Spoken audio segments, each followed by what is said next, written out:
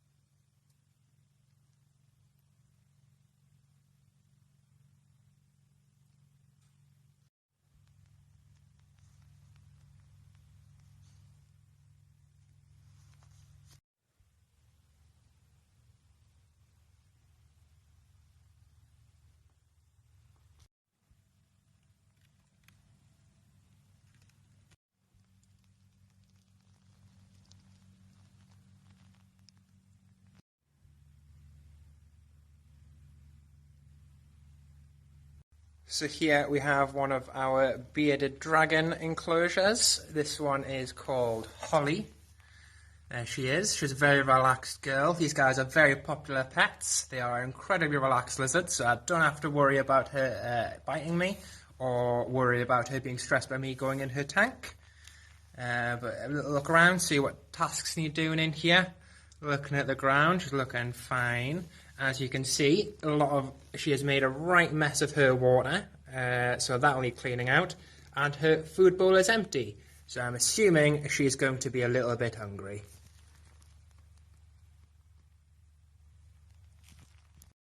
So let's get this tank opened up. Say hello to her. So there we go. Now I'm in the tank. I'm just going to let her know she's fine and happy. Very relaxed lizard. These guys get handled quite often. And they are super comfortable with being touched and stroked. As you can see, she is shedding around her eye. She has a bit of a white skin. So reptiles will shed their skin all at once rather than we shed a little bit at a time. When they are shedding, some animals take it off in pieces, some do it in big chunks. She'll take it off in small pieces. We will let her shed on her own for most of the time. If after a few days we can see there's still skin stuck on her and she's struggling, we might give her a warm bath. But she's only just started shedding, so we'll give her a bit of time to see if she needs helping out. Right, let's get this water sorted. So, some animals don't make this mess, but she is a messy gal. She'll always make this sort of mess. She'll get dirt on her feet and then walk into the water, so we'll get that changed. And we will get the food bowl filled up for her as well. So while we're in here as well, we're going to make sure we keep her nice and clean. We're going to look for poops. We're going to look under anywhere, see if there's anything hidden around. Making sure there's no smelly pockets hidden anywhere. Nope, none over there. Oop, there's a little bit here, so we'll get that cleaned.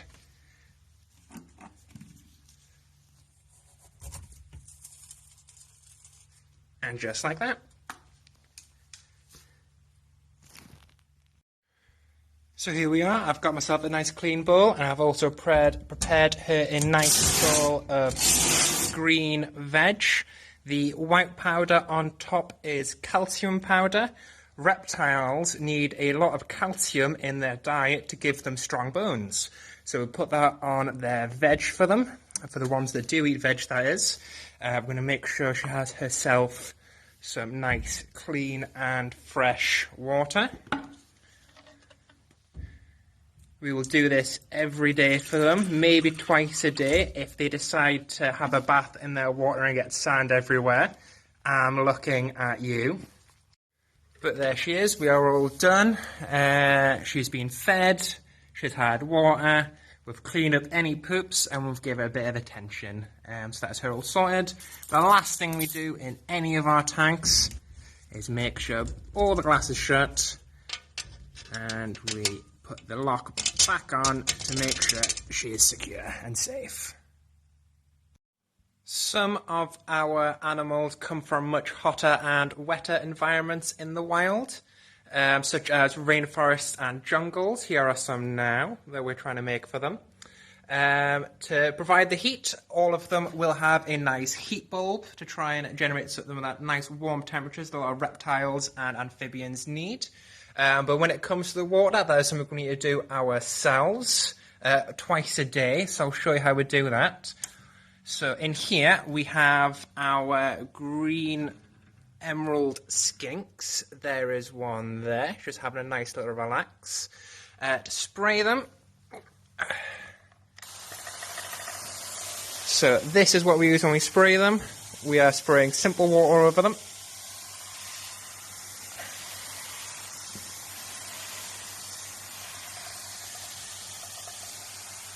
So the animals that get sprayed twice a day.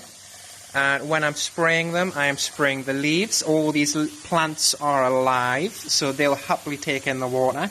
And the animals themselves occasionally drink the water. So if I spray her relatively close like that, you might see her having a bit of a lick. There you go, you can see her licking her nose.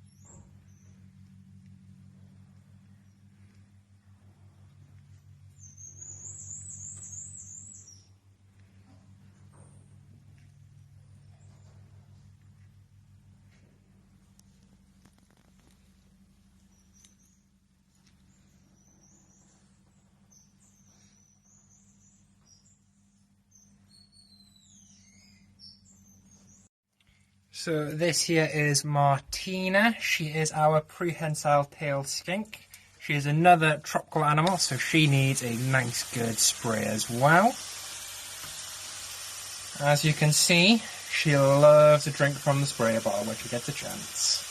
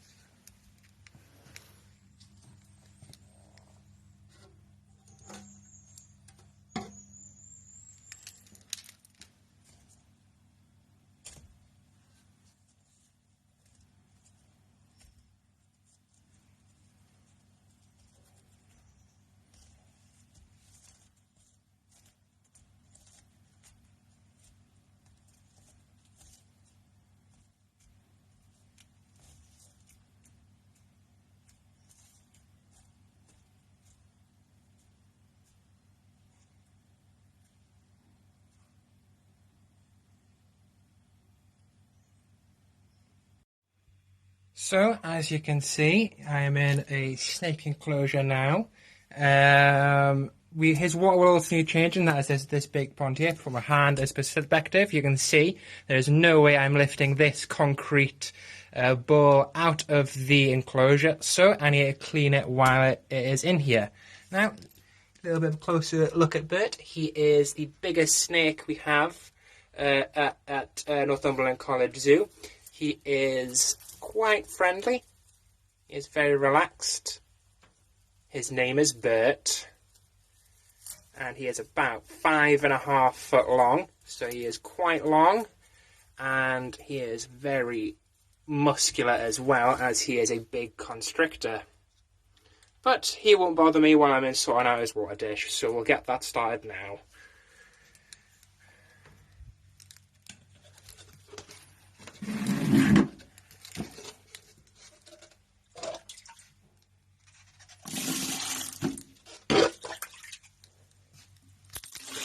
So there we are, his pond is all nice and dry now, all the dirty water is out. Take a look at that. Very nasty. The reason why it gets so nasty is because Bert loves to bathe in his water, and like many snakes and other reptiles, he likes to poo in his water as well. He's a bit disgusting like that, but hey ho, we'll get the fresh water in.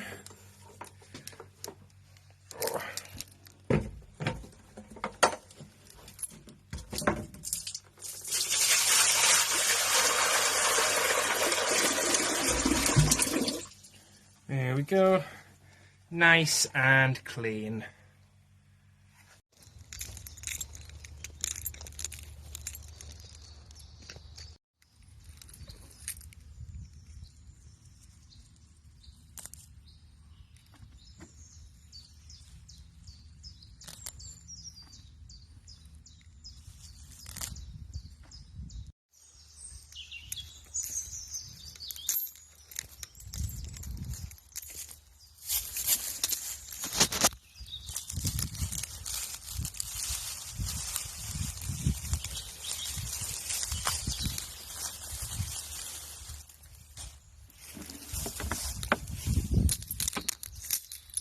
So another one of our daily tasks is some paperwork.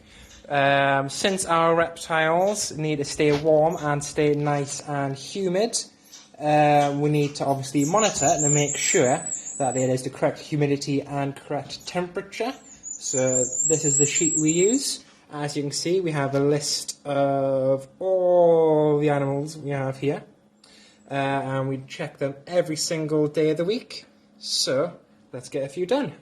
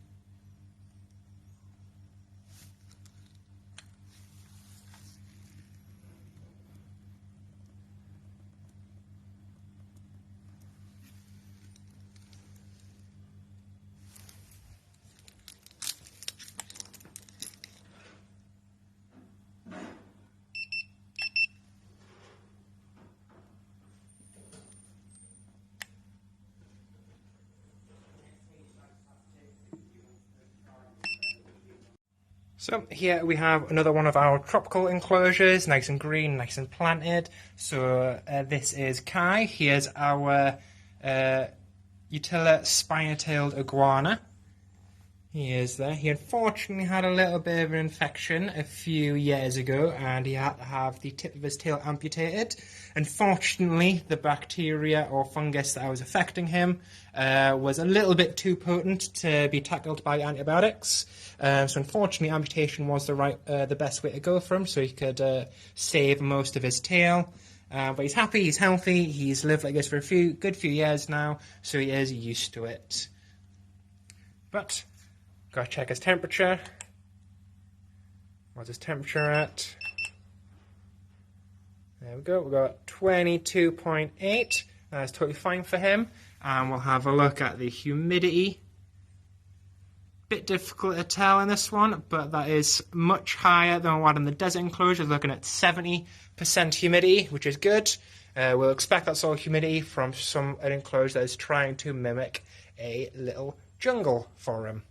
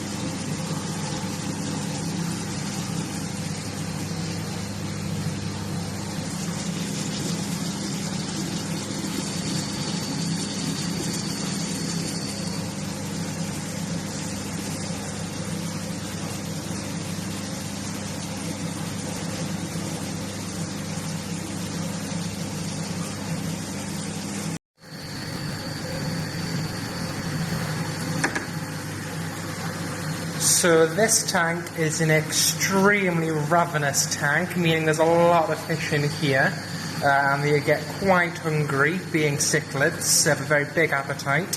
So when we feed them, we make sure we put in plenty of food, and we put in a variety of food as well. Meaning, so if I put a few flakes on the top, some will happily go to the flakes, but as you can see, some will stay down at the bottom, meaning that they will not get a chance to eat just yet, but by putting sticky tabs such as these on the glass, it means there's food left in here for others to get an opportunity to feed as well.